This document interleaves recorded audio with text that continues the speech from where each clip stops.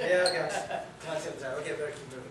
Okay, so benefits for the New Brunswick cluster. Like, what are we trying to get out of this whole thing?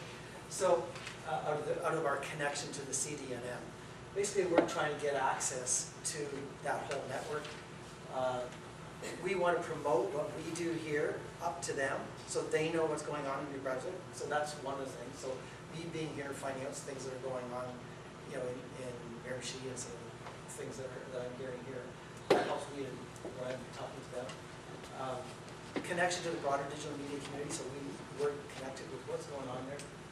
Market intelligence, you know, access to venture private capital. That other one in the middle, collaborative partnerships. If there's ways to partner, that's pretty important. I'm going to skip over the next couple slides and can go to, or maybe just the previous one there. Yeah, so some of the different things that are happening. You know, we got this working group that now we're getting a group of people together, trying to figure out like what can we do to take advantage and to hook into that. So a group of people in New Brunswick to meet together to figure out what are we going to do to hook in and make connections, things that are helpful to you know, students, researchers, companies in New Brunswick.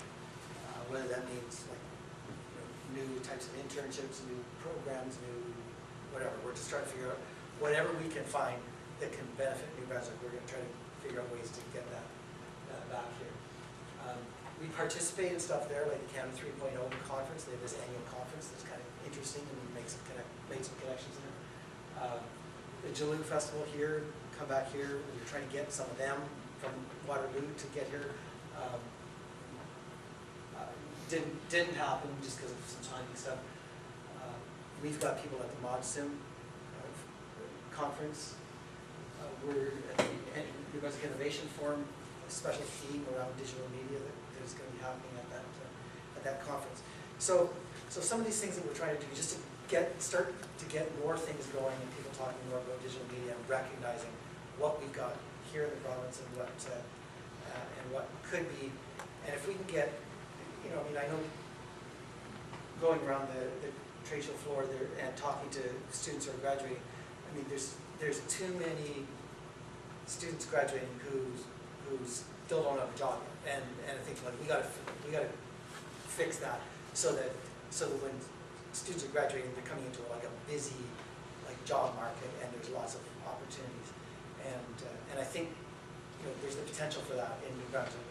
You know, that people don't have to go away to Ontario or Quebec or somewhere else to be able to flourish in this whole digital media industry. We want to see if we can make that happen here in New Brunswick. I'm glad she's taking on this initiative. Is there any questions for, got a couple of questions, a couple minutes for questions on the network? Who's our primary contact when you go back to UNB in August? Who would be the primary contact at NRC for this cluster? Not sure who's going to jump into that. It might be, it might be Andy Reddick, but he may end up getting someone else just to simply take on that thought. How many people from industry in here? Are you local? Anybody from outside New Brunswick? Okay, so there's quite a few people from outside New Brunswick from industry. So UBC would be a good contact there if you're out west. Ontario would be, you mentioned The Canadian Digital Media Network group itself in the interior of Ontario to connect in with them. They are trying to get money from the Ontario government as well. So should be speaking to them. Yes. What type of projects have been funded in New Brunswick so far? So far nothing. And so far nothing, I mean, they're still a new organization themselves. And so they're just, I mean, even their own projects, they haven't really even got going on any projects in Ontario yet. They've kind of established their footprint, you know, other than creating this Canada 3.0 conference that they've now run 2 years in a row. They started that off kind of as the launch of the whole thing. Really, they haven't got going on many projects. So I think we're in early enough that we might be able to hook in, like once we figure out where their focus is, to shape that focus, we might be able to create some projects that are, you know, connected here and some opportunities to New Brunswick. So you mean create a center of excellence here for some reason, or something like that? Well, that's it. That is something that we've been doing. There's a few people that have been trying to create a center of excellence here, and there's some talk about whether we want, especially in the area of e-learning, because we do have a bit more of a cluster. We think if we try to do digital media in general, again, that it probably wouldn't get funded, but if we tried to focus on one area, we might be able to get that one funded.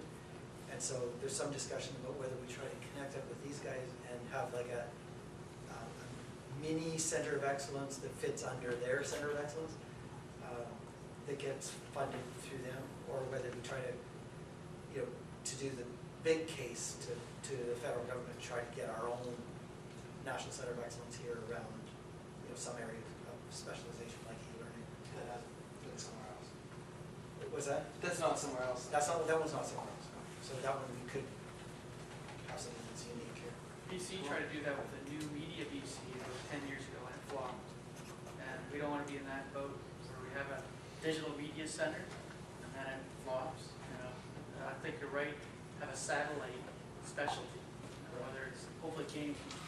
Yeah, well, and that is a good, so try to figure out, and if it's e-learning, if it's gaming, try to figure out what's the angle that we can, and you have to have enough stuff existing already to make sure that they recognize that it's, they're not just putting it into some area and trying to start something brand new. It has to resonate with what's already here. One more question? Okay. Yeah, Ken, just curious, you mentioned the IT cluster with Propel and the ICT Council and Knowledge Park. You didn't have B&B or ACOA on that IT cluster list. Are they working with this CDMN on that, or are they more on the working group side? They're in our working group. We have, actually we don't have anybody from ACOA in there, but we, although they know what we're doing, but B&B, right now it's Claude Ennis, who is the representative from B&B who's on that working group. He's a Miramichi rep. Yeah, I was talking to him by email. He'll be here at some point today. Yeah, right. Just so everybody knows that there's 2 NRC staff downtown and former Chatham here that are part of the cluster network. And Johannes Larson's working on agenda right now, and Moral Sisk is there too. So we do have an NRC presence here, but it's more of an IRAP presence. Yeah, and this, I wasn't talking about the IRA thing, but I mean, but that is a great source of money for companies, young companies, or any kind of company that's trying to, new initiatives. That whole IRAP thing, you get funding from $20,000 to do something, well, even smaller amounts to do local pilot studies, a couple thousand, 5,000, up to even $1 million, like for bigger companies that have bigger projects that they want to do. So IRAP is a good one, and Johannes is a great resource. He really is good at getting the money and figuring out how to make those projects work. I wanted to mention too, thank you NRC for helping us sponsor this Jalloo conference, and through Johannes and your company, your corporation, you helped us out in making this happen. I appreciate that. So give Ken a hand.